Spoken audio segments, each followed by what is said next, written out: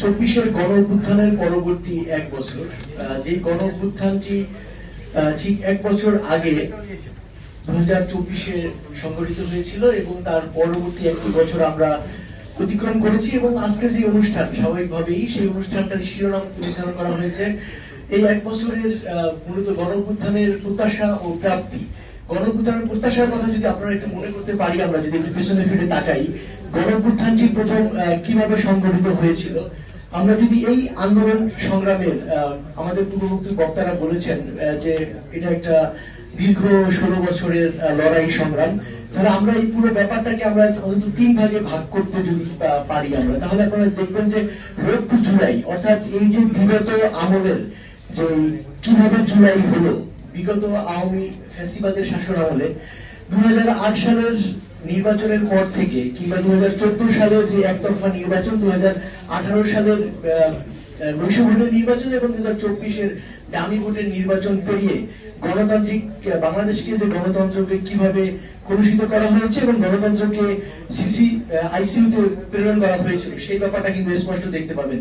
আমরা আজকের যে অনুষ্ঠানের যারা আয়োজক, তারা হচ্ছেন গিয়ে বিপ্লবী যুব সংহতি।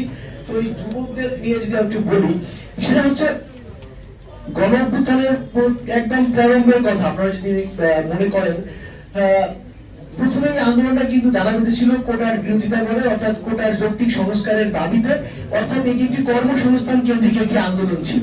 কর্মসংস্থানের দাবিতে যে আন্দোলনটি মূলত 2018 সালের কোটা আন্দোলনের একটি বর্ধিত রূপ ছিল, 2024-এর সেই আন্দোলনটিকে আমি এইভাবে দেখতে চাই। তো 2018 সালে যেটি হয়েছিল কোটা বিরোধী আন্দোলন, সেই আন্দোলনের মধ্য দিয়ে একটা পর্যায়ে এসেছিল এবং 2024 সালে এসে সেই মীমাংসিত বিষয়টিকে আবার উস্কে দিয়ে এই পরিণতি দিকে ছেড়ে নিয়ে যাওয়া হয়েছিল। তো সেই জায়গায় কর্মসংস্থানের দাবিতে যে আন্দোলনটি শুরু হয়েছিল এবং একটা পর্যায়ে তাদের প্রতি অগাধরে গুলি চালানো হলো, লাঠিপেটা করা হলো, আমাদের ভাইয়েরা বিভিন্ন জায়গায় জীবন দিলেন।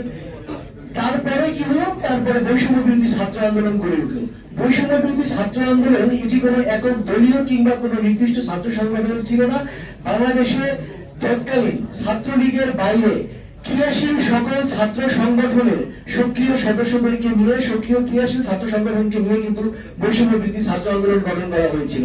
এখন এই বৈষম্য বিরোধী ছাত্র আন্দোলন এটি সামনে থাকলেও আপনারা জানেন, বাংলাদেশের গণতান্ত্রিক লড়াই সংগ্রামে যত রাজনৈতিক দলগুলো ছিল তারা প্রত্যেকেই এখানে অংশগ্রহণ করেছেন। তার প্রমাণ আপনারা দেখতে পাবেন, জুলাই আগস্ট মাসে কারা বেশি কারাবরণ করেছে, তাদের বেশি জীবন দিতে হয়েছে, কারা বেশি আহত হয়েছে। এই তালিকাটা যদি আপনারা দেখেন, এই খতিয়ানটা মেলাতে গেলে তাহলে জুলাই গণ অভ্যুত্থানের যে দলীয়করণ করা কিংবা ক্রেডিট একদিকে নিয়ে যাওয়া, এই ব্যাপারটা একটা ব্যাপারে পরিষ্কার হবে। আরেকটি বিষয়, কর্মসংস্থানের কথা যদি আমরা বলি, আমি আজকে এখানে যুবকদের জন্য আয়োজিত এই অনুষ্ঠানটি যুব সংহতি সমাবেশের, তো সেই জায়গায় যুবকরা কতটা শক্তিশালী সেটা তো নতুন করে বলার কিছু নয়। আমাদের একজন পূর্ববর্তী বক্তা কবিতা দিয়ে বললেন, নানান সংজ্ঞা পরিসংখ্যান দিয়ে বললেন। তাহলে যুবকদের বর্তমানে অবস্থা কি? এই যে গণ অভ্যুত্থানের 1 বছর হলো, গণ অভ্যুত্থানের 1 বছর পরে যে অন্তর্বর্তীকালীন সরকার নামে যে সরকার এখন বাংলাদেশ পরিচালনা করছে, সেই সরকারের কাছে স্বাভাবিকভাবেই প্রত্যাশা ছিল যে কর্মসংস্থানের একটা নিরাপদ ব্যবস্থা করা হবে।